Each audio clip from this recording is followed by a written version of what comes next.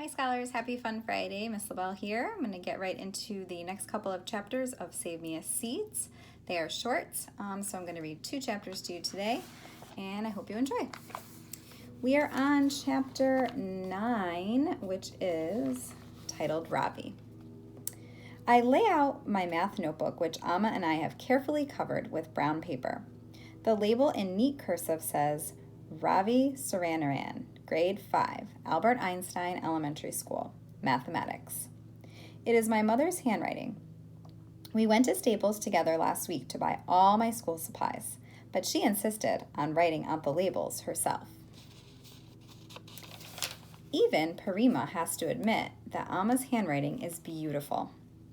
Your book is the first thing your teacher will notice, Ravi, Amma told me as she carefully wrote my name on one of the smooth white labels.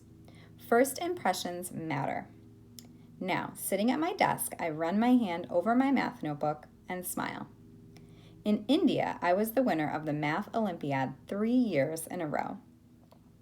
I know all my multiplication tables till 20. Appa is right. There's nothing wrong with showing off a little.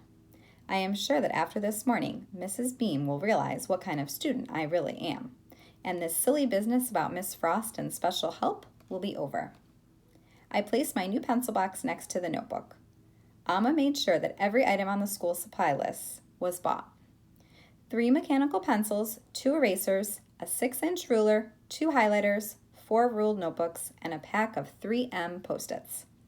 I keep looking over at Mrs. Beam, but I don't think that she has noticed yet how well prepared I am. She's busy writing on the whiteboard.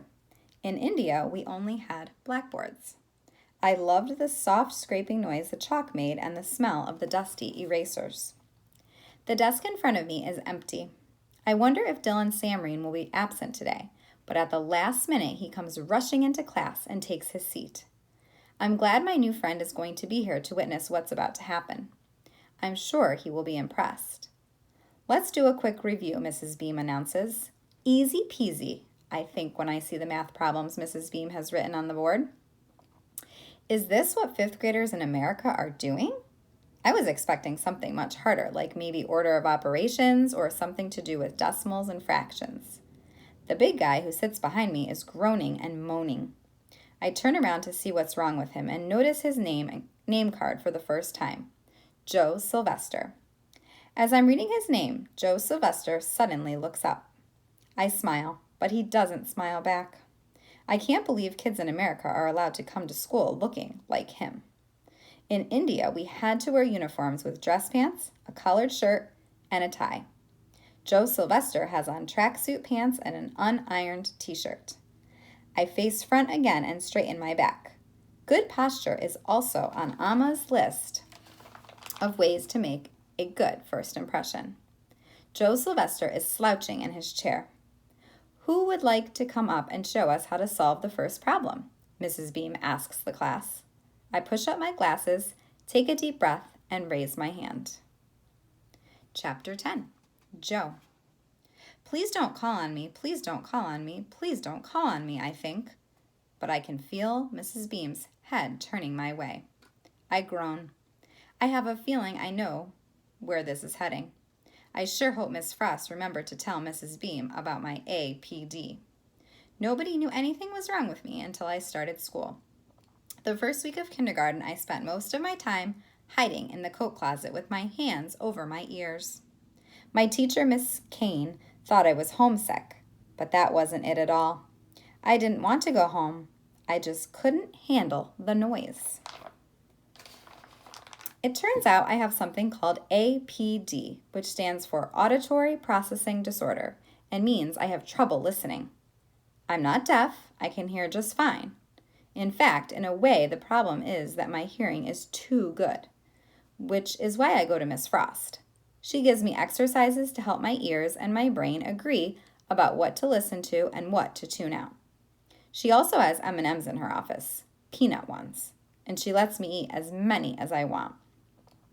Miss Frost understands what's going on, but pretty much nobody else does. They don't understand how hard it is for me to follow directions when the electric pencil sharpener is going, or the door keeps slamming, or I'm worrying about whether someone is about to sneak up behind me and do something mean. They also don't understand how much I hate to be put on the spot, like when a teacher calls on me. As Mrs. Beam turns my way, I slide down in my seat.